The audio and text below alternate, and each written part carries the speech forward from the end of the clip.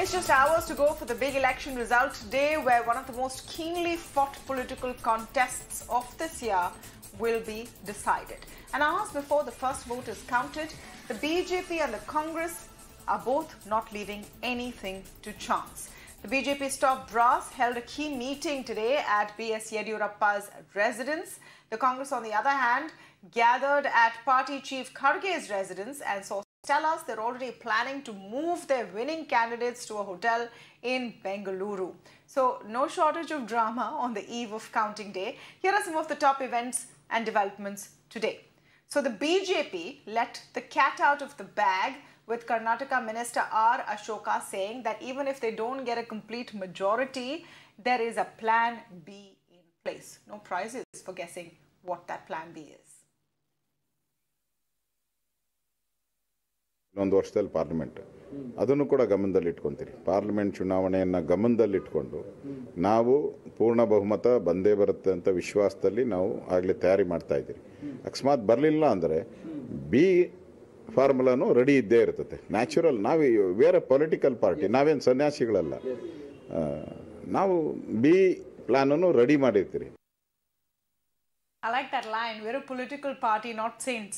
Well, the Congress, meanwhile, is reiterating that they will not need the JDS to form a government this time and are instead focusing on ring-fencing their MLAs from jumping ship once the results are out. Here's what Congress leader and possible chief ministerial candidate D.K. Shivakumar said. Certain sections of the JDS have evidently portrayed that, they might even go for an alliance with a party, sir. I want to ask you frankly, has there been any, exploration at all, sir, about an alliance with the JDS? I don't have any issues. JDS has not approached us, or I don't know from my party. Still, I have not spoken to anyone. That situation will not arise. We will have an absolute majority. God willing, people of Karnataka are highly matured. They will not go for any fracture mandate. And meanwhile, the JDS camp had its share of drama ahead of counting day. Remember, JDS has traditionally played the role of kingmaker, and a hung house is the best case scenario for the party. JDS leader Tanveer Ahmed set the cat among the pigeons when he said they've got feelers from both the Congress and the BJP and already decided what they will do. Listen in. I can tell you for sure that both the political parties have really approached us, and the decision is really taken, and the decision will be announced at the appropriate time. Sir, we are also hearing that the Congress is trying to poach into JDS's MLAs in case they fall short of numbers to switch the MLAs towards Congress, a reverse kind of operation they are planning to do. What is indication? Have your MLAs approached you? See, firstly, we would like to say JDS is a political party which really behaves, works, and thinks like a family. And even if they try, they would definitely fail. Now, the startling claim was soon refuted by CM Ibrahim, who is a party president of JDS, saying no such decision has been made, that Tanveer Ahmed is not their spokesperson, and a clearer picture will emerge only post results. He is not our spokesperson. First, I have clarified you. Somebody will sit there, he says, we will have a coalition. No, he is not in our party. I am the party president. I am clarified it already in the morning. Now again through ENI I am clarifying. So you haven't decided that you will go for the coalition? No, we will wait for the election results and we will take the decision. What about Mr. Tanveer Ahmed, sir? No, he is not on our party. He is nothing. Well, that comment cost Tanveer Ahmed his job, possibly because soon after he quit the party. So why are the stakes so high in this election? 224 seats are up for grabs in the assembly. Magic figure is 113. But getting a clean majority in Karnataka is no easy feat. And more often than not, the state returns a split verdict. In fact, that's what most polls are predicting this time. Polls which came in after the votes were cast, though a majority of them are saying the Congress will be ahead, but only 3 are giving the Congress a full majority and the prediction that it will form the next government. So you can't say that it's a clear race as of now. We'll have to wait and see. Another thing about Karnataka, it's brutal to the incumbent, and the same government has not been voted in again in nearly 40 years. It's also a very important election for the BJP and the Congress. For the BJP, it's their only southern bastion, an economic powerhouse they would not want to lose, and no doubt a large state that sends 28 MPs to the Lok Sabha. It's a prestigious state to win. For the Congress, it's do or die.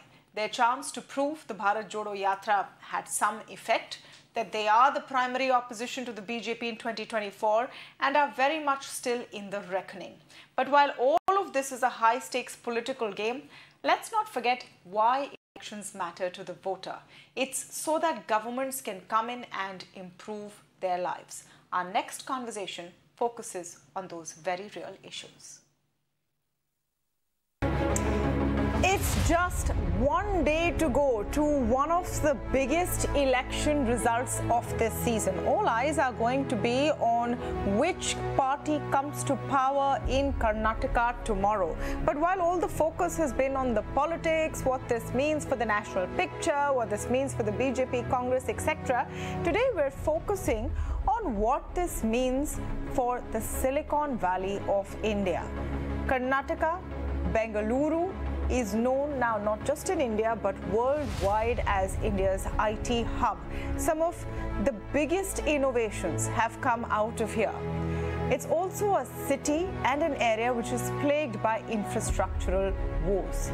Now, this powerhouse, will it get its due? Because let's be honest, it's been delivered a rough hand by politics so far. The IT hub is a tech backroom to several global MNCs, accounting for 19% of the country's exports. But while the coders prosper from the tech boom, inadequate infrastructure, long traffic queues, choking, polluting air is stealing away the quality of life. Is this on anyone's radar? No matter who comes to power tomorrow, the questions are going to remain the same, and that's what we want to focus on this evening. So while parties have promised several initiatives for startups and corporates in their manifesto, both the BJP and the Congress, interestingly, have actually focused on what this constituency will get in their manifesto. It needs to be seen how many promises will be fulfilled. Now, we also must add over here that to demand accountability from political rulers, you have to go out and vote. And unfortunately, not unexpectedly, I must add that Bengaluru city continued to disappoint when it comes to voting, which took place on the 10th of May. Bengaluru urban polling was only 54.8% this election, actually lower than the last election in 2018 at 56%. So that's one point to note. But nevertheless, it's unlikely that any government, any party can ignore the economic powerhouse that Bengaluru, areas around it, and Karnataka now represents. What are they going to do about it? What does this segment of the electorate really want? To speak more on this today, I'm joined by Prabal Basu, Director and Advisor to Corporate Boards, KV Dhananjay, Advocate in the Supreme Court, Nruthya Madappa, Partner at 314 Capital, also with me on the show. Welcome to all of you, and thank you so much for joining us on the show this evening as we try and look at a different perspective really to election coverage. Like I said, election coverage focuses on vote share, the counting, which leaders win, who loses, but at the end of the day, let's remember why this entire exercise is important. It's important to improve the lives of people, and in the case of Karnataka and Bangalore, there's of course a bigger picture. Having set that context, Nruthya, I want to come to you first on your take on what you would like to see from the next government. And let me just hark back to some of the things that Bengaluru has suffered. The rains, the floods of 2022, when techies were famously on tractors going to work. You have foaming lakes, pollution, traffic snarls. What would you like to see? So over the last, 4 to 5 years, we've seen unbelievable growth across the Bangalore ecosystem that now accounts for over 40 to 50% of the startup action across India. It's unbelievable the kind of technology that we're seeing developed out of the city alone. What I would love to see is that this continues, and this has not happened in isolation. This has happened with the full support of the government and the bureaucracy over the past few years. We've seen several different initiatives actually help companies actually get to the levels of growth, unblock everything on the way to their growth, and everything to do with their fundraising and acquisitions and eventual exits and IPOs in this space. What I would also, by the way, personally, I'm from Mysore, I'm originally from Coorg, would love to see over the next 4 to 5 years under the next government is to see this kind of entrepreneurship and this technological capability spread far beyond just Bangalore into cities, tier 2 and tier 3 beyond, into Karnataka, where there is enormous talent that still delivers and still disrupts different ideas and solves for different problem statements that they not just encounter in their daily lives, but matter to the broader nation at large. So that's what I would hope to see support, institutional support that we would see into the next few years from the government coming. So, I want to just go very quickly before we get more views in on some of the things that parties have promised. And I found this very interesting. So the BJP, for example, in its manifesto promised that Karnataka would be turned into an EV hub. Its IT's contribution to state GDP would be expanded. The Congress party has talked about incentivizing startups as well, adding in more funds for startups. All of that has come in. So, transport hubs, it all looks great on the manifestos. Prabal, I'm going to come to you. How hopeful are you of change, actually, and a focus on things like infrastructure? Frankly, politically, they're not very hot subjects. Let's be honest. Everyone's talked about quota, for example, this entire election campaign. And the stuff that people need has become a footnote, isn't it? Yeah, that's a very good question. I think whoever is the question, I think the Bengaluru has been neglected since the mid-90s, maybe mid-90s to late 90s, right? Whatever happened during that time. So, frankly, elections come and elections go, but we have not seen any dramatic improvement from the government side. Of course, the society is extremely vibrant, and therefore Bangalore is where it is. So therefore, we live in hope. I mean, surely we live in hope. And even if we get the essentials like, water, sanitation, sewage, poor waste management, cleanliness, regulated traffic, all of that, that will be a big step forward. As far as startups are concerned, there is something which the local government can do. However, there are certain things in the tax laws which I think it is the central government which is to blame really for creating difficulties in the flow of capital, which the country and Bangalore or Karnataka or the rest of the country really needs. So those tax laws are not within the purview of the local elections. But yes, local elections can give certain thrust, which I think even this government has done actually. But this election was fought on a different reason, and I think, in my view, the outcome will be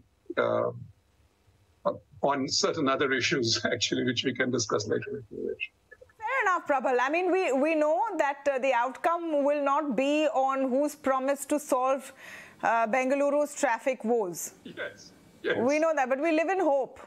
We live in hope, yes. And I think it's important to also voice these concerns right. Instead of having the attitude that it doesn't matter and we won't show up. Look at the dismal voter turnout.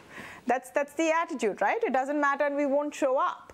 So yes. I think it's important to voice why this also needs focus from whoever forms the next government, the Congress Absolutely. Or the BJP. Yeah. Absolutely. Oh, absolutely, absolutely. I think see the main thing which personally, for the state as a whole, and would be the development of certain other centers apart from Bangalore.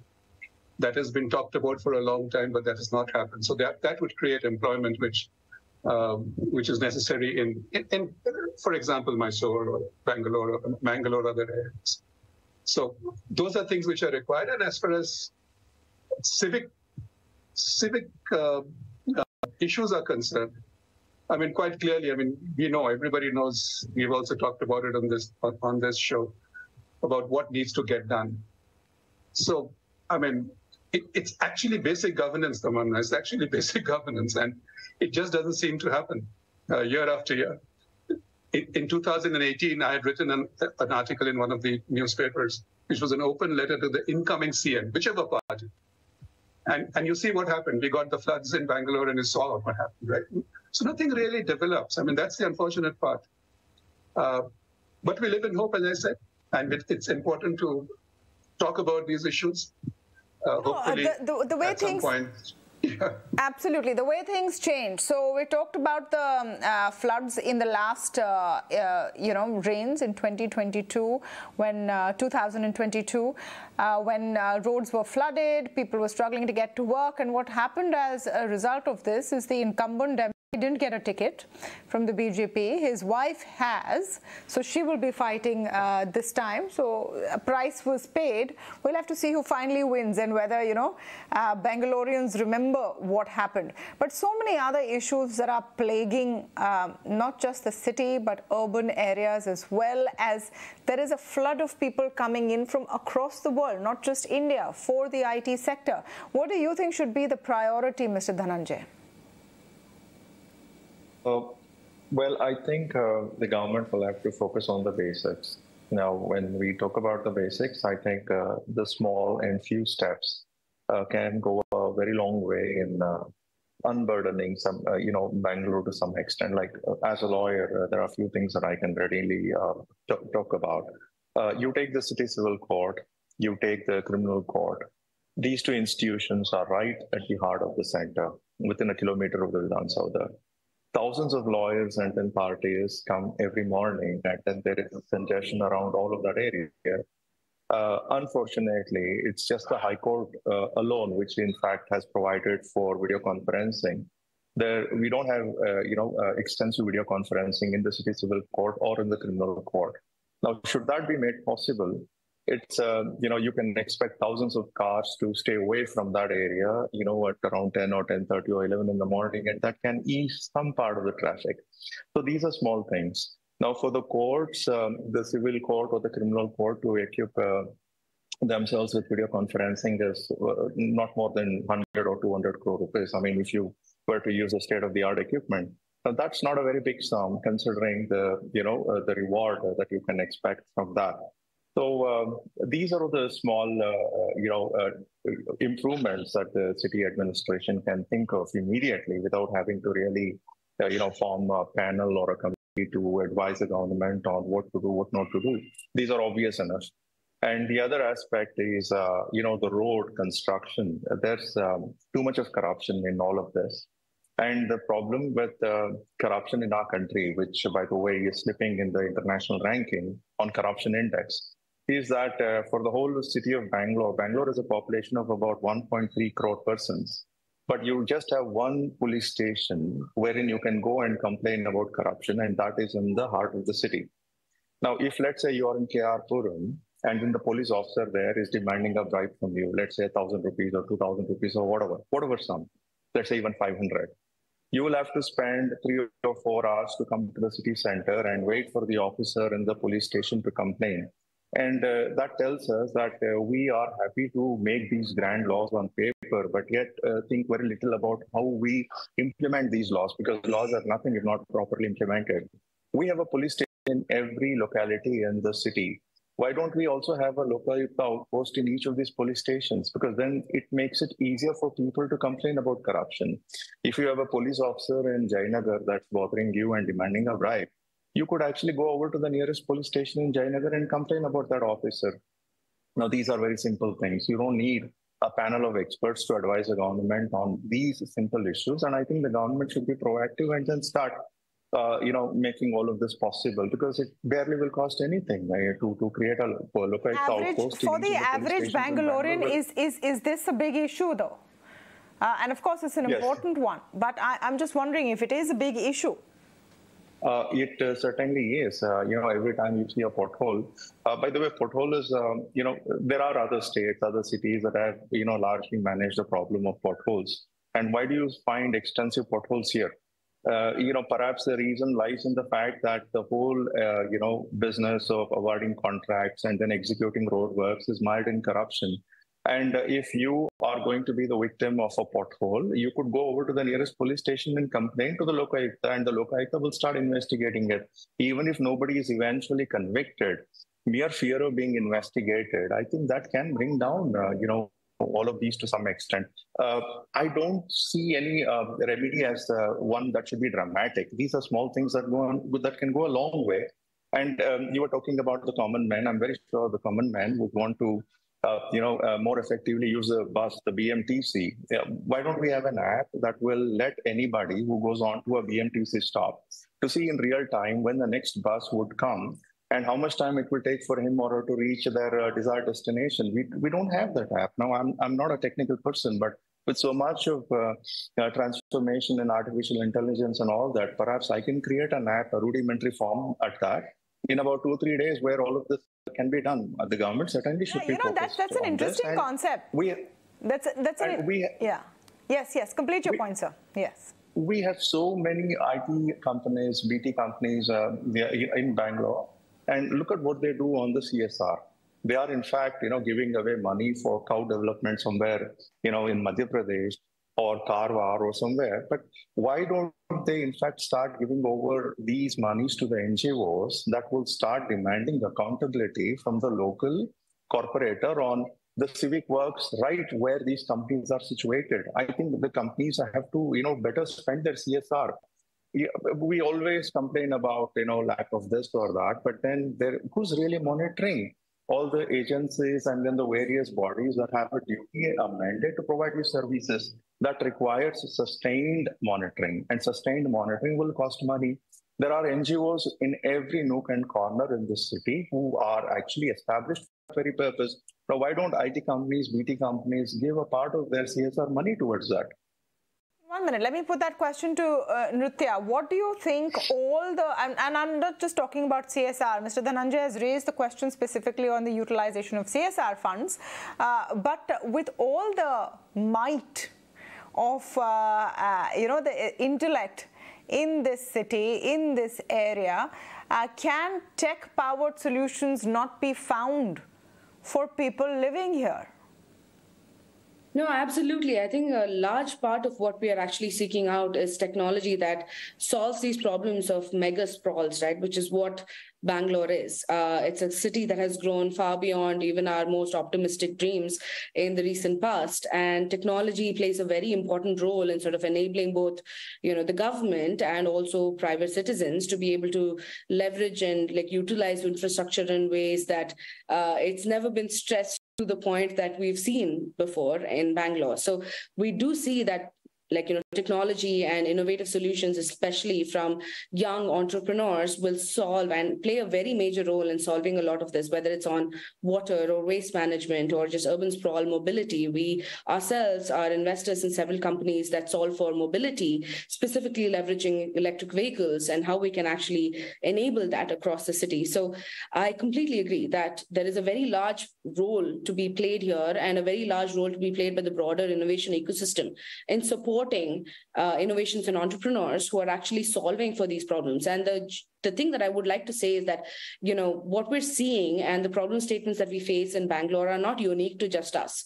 These are problem statements that are faced by every megacity around the world that has scaled beyond its wildest dreams in the past few years. So what we have here is an experimental hub to be able to build solutions, not just for citizens, but for governmental bodies and local, government that actually is able to leverage both data and technology to actually enable citizens to have a better life in these cities and also manage the kind of sprawl that we're seeing today.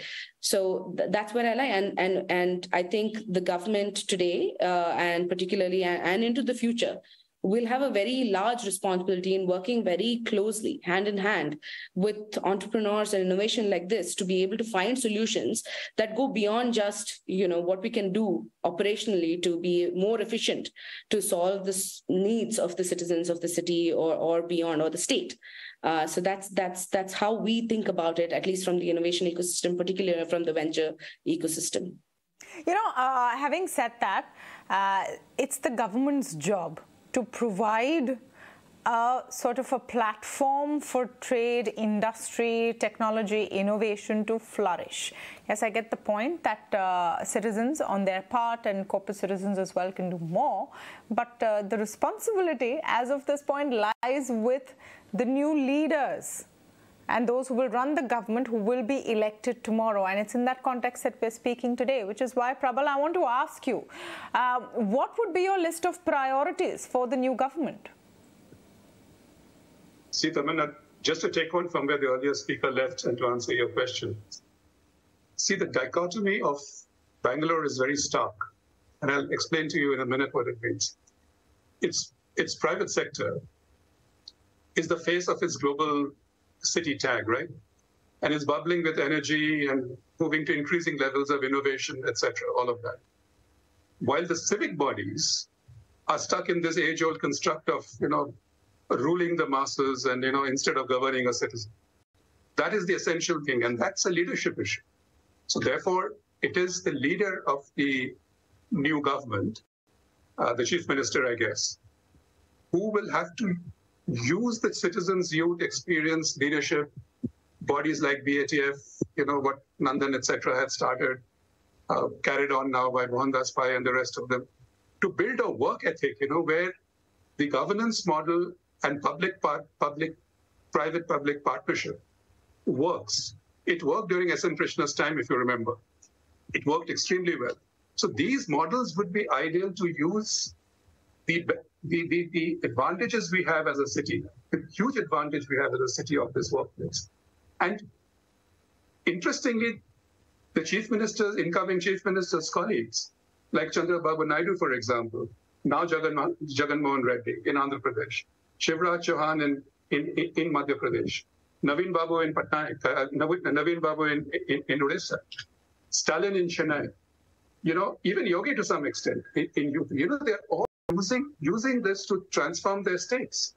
And here we have this, we have this reservoir of talent, and yet it's, you see where the city is. So my expectation would be that the chief minister and the local leadership takes this and tries and change the work ethic of the same IS officers and, corporators and all of that, who are generally all across the country, like my previous speaker said.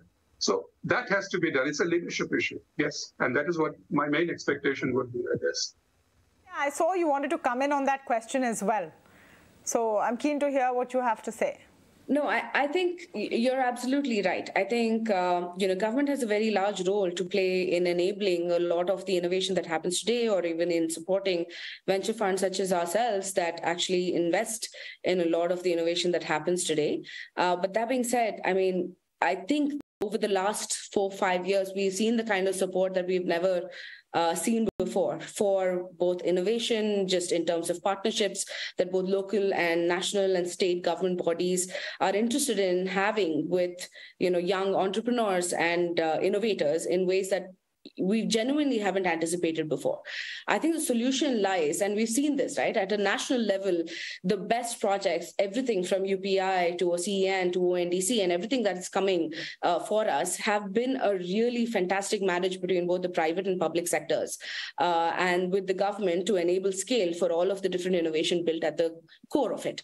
And we would love to see a lot more of that happen. And that is a combination of both the new government that is to come, the bureaucracy, and of course every single innovator, and knowing how they can interact more clearly with the government, the regulators, and everything in between to be able to solve the problems that we have as India. And let me actually make a point here that there are a lot of the solutions that we are creating here and the problem statements we're solving for here again are not unique to just India, right? Like a lot of the problem statements we're solving for here have massive merit to be exported into very different countries that are facing the exact same problems, even developed countries. And that's where, at least as an innovation supporter and a VC ecosystem, we find that, opportunity to be able to invest in innovations today that solve for problems here, build the infrastructure that is needed to be able to solve for these problems, and then export and engage and educate the rest of the world in the way that they could be thinking about these problems as well. Everything from sustainability, sustainable growth into cities, when we're thinking about software deployed to be able to leverage this, whether it's